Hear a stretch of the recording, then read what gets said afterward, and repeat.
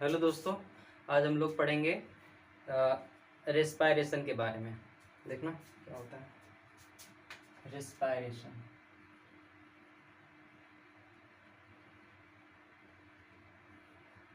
Respiration सबसे पहले पढ़ना होगा आपको ब्रीथिंग के बारे में। ब्रीथिंग क्या होता है? तो ब्रीथिंग क्या होता है? इनहेलेशन, सांस लेना सांस छोड़ना। ब्रीथिंग क्या होता है? दो तरह के होते हैं। इनहेलेशन जिसको बोलते हैं इनहेलेशन, और एक्सहेलेशन। इनहेलेशन में क्या होता है? इनटेक ऑफ एयर, मीन्स की ऑक्सीजन हम लोग इन्वायरमेंट से लेते हैं। फिर इसी तरह से एक्सहेलेशन का मतलब क्या होता है? एक्सहेल आउट ऑफ एयर, यानी कि CO2 हम लोग क्या छोड़ते हैं? कार्बन डाइऑक्साइड के रूप में छोड़ते हैं, है ना। सांस लेना सांस छोड़ना, है ना। अब देखना, इसी को हम लोग सिंपली ब्रीथिंग कहते हैं। ब्रीथिंग में क्या होता है ना, ये जैसे इन्वायरमेंट है ना। इन्वायरमेंट में एयर होता है ना। एयर होता है इन्वायरमेंट में 21%, और ये होता है हमारा लंग्स, है ना। ये लंग्स होता है मान लो, और ये इन्वायरमेंट, है ना। अब हम लोग ये क्या करते हैं? इनटेक ऑफ ऑक्सीजन लेते हैं, यानी ऑक्सीजन लिए, इसको हम लोग क्या बोलेंगे? इनहेलेशन। इनहेलेशन। अब ये देखो, ये सांस ले रहे हैं, सांस छोड़ रहे हैं तो CO2 इन्वायरमेंट में जाएगा। सांस लेते हैं इन्वायरमेंट से, यानी ऑक्सीजन को लेते हैं लंग्स में, और फिर लंग्स के थ्रू सांस छोड़ते हैं CO2, इसको बोलते हैं एक्सहेलेशन। ये दोनों मिलाकर क्या होता है? ब्रीथिंग। यही ब्रीथिंग है, सांस लेना सांस छोड़ना, ठीक है। अब देखना, ब्रीथिंग में क्या होता है, इसमें व्यक्त दो चार बातें फैक्ट हम लोग कर लेते हैं। इसको एक बार screenshot.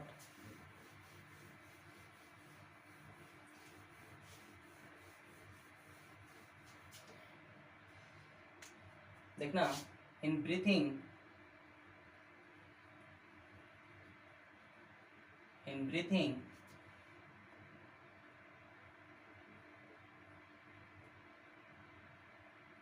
In breathing exchange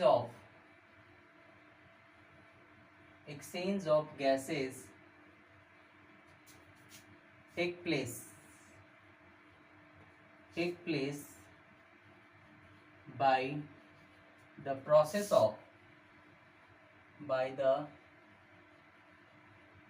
of inhalation and exhalation। क्या होता है? ब्रीथिंग से हम लोग सांस लेते हैं सांस छोड़ते हैं, है ना। इसी को हम लोग क्या कहते हैं? ब्रीथिंग में गैस एक्सचेंज होता है, ऑक्सीजन लेते हैं और कार्बन डाइऑक्साइड छोड़ते हैं। देखना, और क्या होता है ब्रीथिंग में? ब्रीथिंग रेट जो होता है हमारे ह्यूमन बॉडी में, breathing rate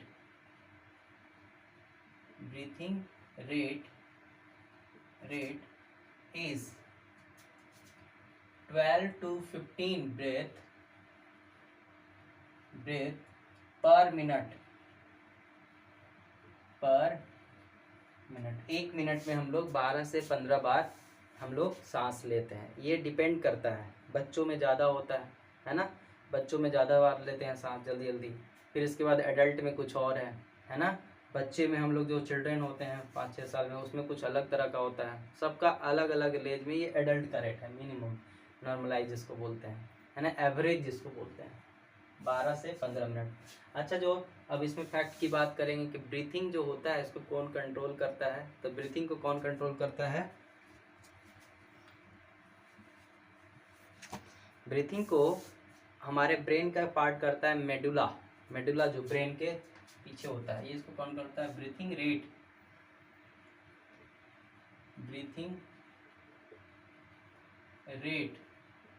is control by medulla of oblongata in brain। ये कंट्रोल करता है ब्रेन में, ठीक है। दूसरा, ब्रीथिंग क्या होता है, इसको कौन कंट्रोल करता है, मेडुला, मतलब ब्रेन का पीछे वाला पार्ट होता है ब्रेन। हम लोग ब्रेन चैप्टर में, नेक्स्ट चैप्टर में हम लोग पढ़ेंगे ब्रेन के बारे में। फिलहाल अभी ब्रीथिंग, इसी को ब्रीथिंग इज कॉमनली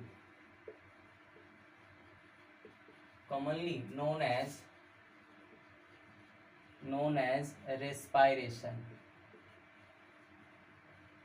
सांस लेने और छोड़ने को, जिसको हम लोग सांस लेना बोलते हैं, उसी को सिंपली हम लोग रेस्पायरेशन समझते हैं, ठीक है। अब देखो रेस्पायरेशन क्या होता है। ब्रीथिंग के बारे में क्या हम लोग पढ़े थे, ब्रीथिंग के बारे में पढ़े, इनटेक और इनहेलेशन और एक्सलेशन एक का प्रोसेस होता है। जैसे गैस एक्सचेंज होता है, कार्बन डाइऑक्साइड CO2 यानी ऑक्सीजन लेते हैं इन्वायरमेंट से, कार्बन डाइऑक्साइड छोड़ते हैं इन्वायरमेंट में, ठीक है ना, गैस एक्सचेंज होता है। ब्रीथिंग रेट 12 से 15 ब्रेथ पर मिनट होता है, ठीक है। दूसरा, ब्रीथिंग रेट को कंट्रोल कौन करता है, मेडुला करता है। ब्रीथिंग रेट को कौन करता है, कंट्रोल करता है मेडुला ऑब्लिंगेटा, ब्रेन के पीछे वाला पार्ट है। ब्रीथिंग को कॉमनली नोन एज रेस्पायरेशन। अब देखो रेस्पायरेशन क्या होता है, respiration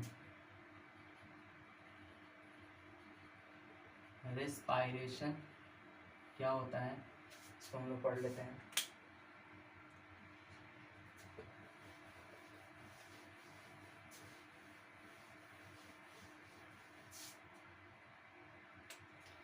respiration,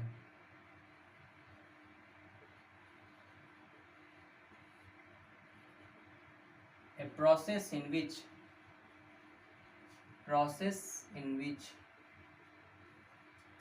a living organism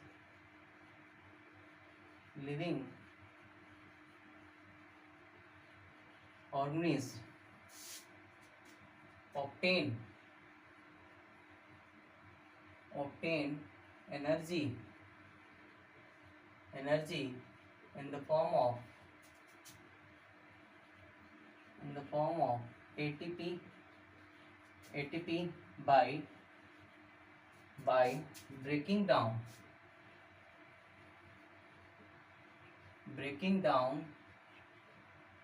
of glucose, है ना, इन सेल। ये चीज़ सारा काम क्या होता है, सेल में होता है। ग्लूकोज के ब्रेकडाउन से एनर्जी प्राप्त होता है, किसके रूप में, एटीपी के रूप में। एटीपी क्या है, एनर्जी करेंसी बोलते हैं, एडिनोसाइन ट्राइफॉस्फेट, है ना। अच्छा, एटीपी क्या है, ATP molecules is the energy currency of the cell. ATP का फुल फॉर्म होता है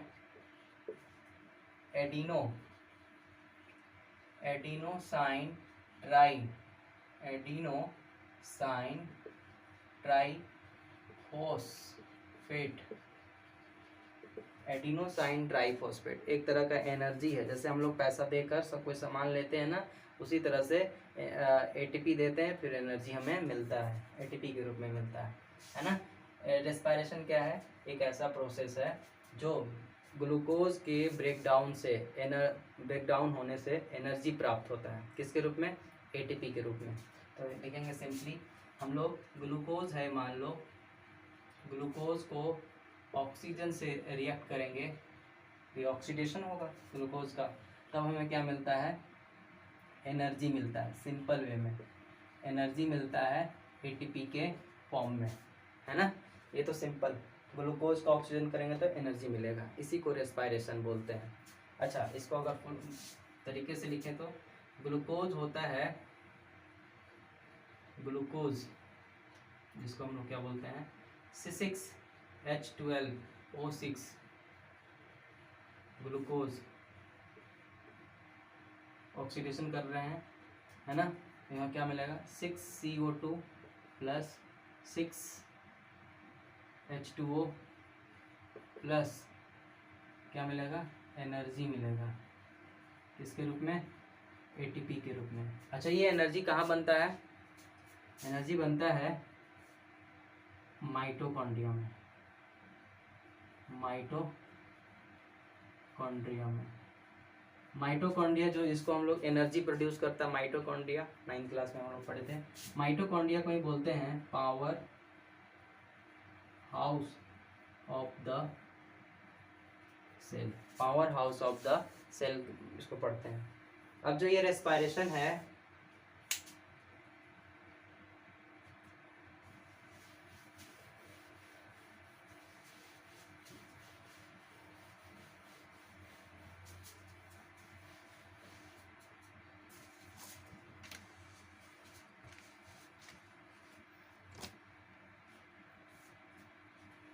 अब रेस्पायरेशन हम लोग पढ़ेंगे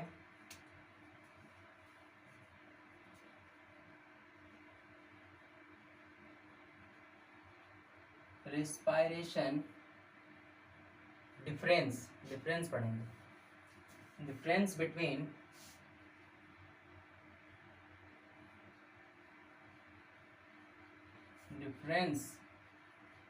बिटवीन ब्रीथिंग एंड रेस्पायरेशन, क्या अंतर है। तो यहाँ हम लोग लिखते हैं रेस्पायरेशन और यहाँ क्या लिखते हैं, ब्रीथिंग, है ना। अब देखो ब्रीथिंग में क्या होता है, जो वहाँ लिखे थे, एक प्रोसेस होता है ब्रीथिंग में, देखना, it is a process of inhalation and exhalation inhalation and exhalation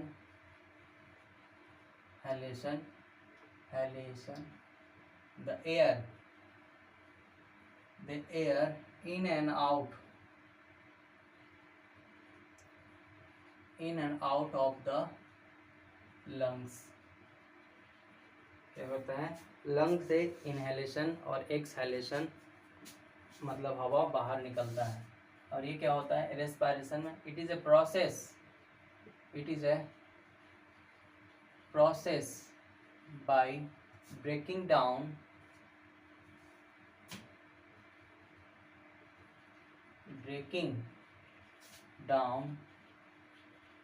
of glucose to produce energy, glucose को तोड़कर एनर्जी प्राप्त करते हैं, है ना। अच्छा ये कहाँ होता है, इट टेक प्लेस इन, कहाँ होता है ये, लंग्स में, फिगर से दिखाए थे आपको, लंग्स में होता है ये। अब ये कहाँ होता है, इट टेक प्लेस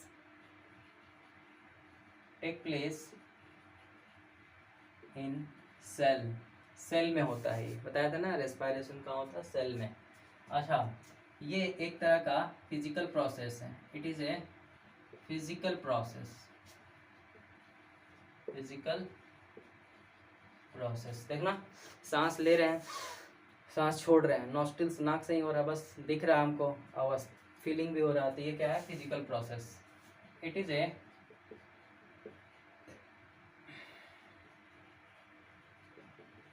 केमिकल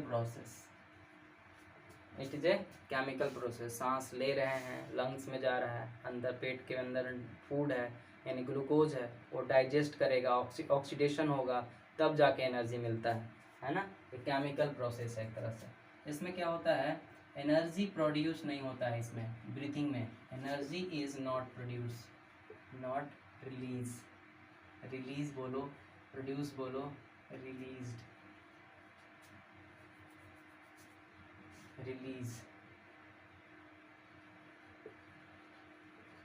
इसमें, जबकि इसमें रेस्पायरेशन में एनर्जी रिलीज होता है, एनर्जी इज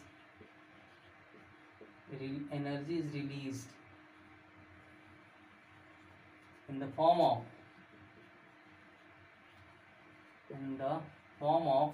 ATP के रूप में एनर्जी रिलीज होता है। ब्रीथिंग क्या है, it is a process of inhalation and exhalation, जिसमें एयर लंग्स से बाहर अंदर और बाहर निकलता है।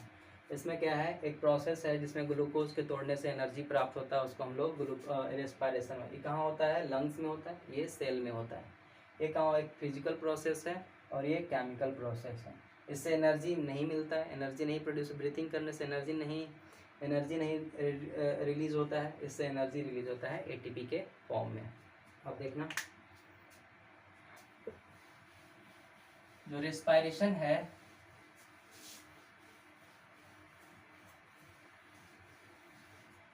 जो रेस्पायरेशन है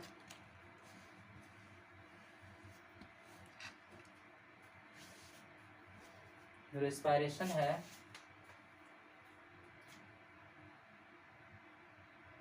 5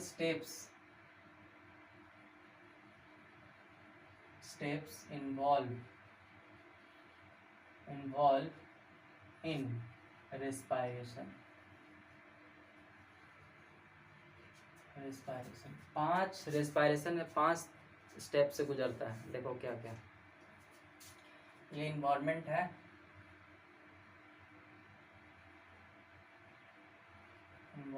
मान लीजिए ये लंग्स है ये, फिर इसके बाद लंग्स के बाद बना दीजिए लंग्स के बाद ये क्या है, ब्लड वेसल्स है, और ये आपका बॉडी है। ये क्या है, बॉडी है, ये ब्लड वेसल्स है, और ये क्या है, लंग्स तो बता ही दिए, इन्वायरमेंट है। अब देखना इसमें क्या होता है, इन्वायरमेंट से ऑक्सीजन देखो यहाँ से क्या आ रहा है, ये ऑक्सीजन आया, इस तरह से लिए हैं ऑक्सीजन, ये इनहेलेशन बोलते हैं इसको, ऑक्सीजन लेते हैं तो इनहेलेशंस है ना। इन्वायरमेंट से ऑक्सीजन ले रहे हैं जो 21% होता है। अब इनहेलेशन, अब जैसे ये क्या करेंगे, अब ये क्या करेगा, छोड़ेगा, इसको छोड़ेगा तो यानी कि CO2 जाएगा, यानी इसको क्या बोलेंगे, एक्सहेलेशन है ना। CO2 जब जाता है तो एक्सहेलेशन, ऑक्सीजन आता है तो इनहेलेशन। इसी को पहला प्रोसेस क्या हुआ, देखो 5 स्टेप बोला है ना, पहला स्टेप हो गया ब्रीथिंग है ना, इनहेलेशन और एक्सहेलेशन को ही तो ब्रीथिंग कहते हैं, तो पहला स्टेप हो गया ब्रीथिंग। दूसरा लंग्स, अब देखना ये तो अब ऑक्सीजन इधर से आ रहा है, यहाँ से ऐसे जा रहा है ऑक्सीजन यहाँ आया, फिर इस तरह से पास करेगा यहाँ। फिलहाल देखो ये लंग्स और ब्लड वेसल्स के बीच से गुजरता है ना, तो इसी को बोलते हैं दूसरा स्टेप्स हो गया। यहाँ हो गया एक्सटर्नल रेस्पायरेशन। कहाँ होता है, लंग्स में होता है, इन लंग्स। किसके बीच में होता है, लंग्स और ब्लड वेसल्स के बीच में, between lungs and blood vessels के बीच में होता है। देखने से भी लगता है ये दोनों अटैच हैं, दोनों है ना, जो नसें होती हैं बिल्कुल अटैच होता है। ये तो ऐसा दिखा रहे हैं फिगर से। अब जैसे यहाँ आया ऑक्सीजन, इस तरह से पास करेगा, तो यहाँ भी हुआ तीसरा नंबर में इंटरनल रेस्पायरेशन।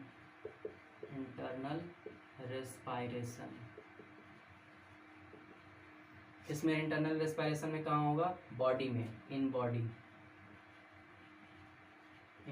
किसके बीच में होगा इंटरनल रेस्पायरेशन, ब्लड वेसल्स और बॉडी के बीच में, between blood vessels and body के बीच में। अब जैसे ही यहाँ ऑक्सीजन आया, ऑक्सीजन यहाँ मान लो, ऑक्सीजन यहाँ आया, ऑक्सीजन और पेट बॉडी में पहले से ही रहता है फूड। अब फूड यानी कि ग्लूकोज, फूड का ऑक्सीडेशन होगा तो क्या मिलता है, CO2 और एनर्जी मिलता है।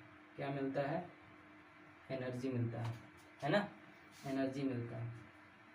अब जो ये CO2 मिला ना, यहीं से ये मूव हो जाएगा, CO2 यहाँ से ये मूव हो जाएगा, अब इस तरह से पास होगा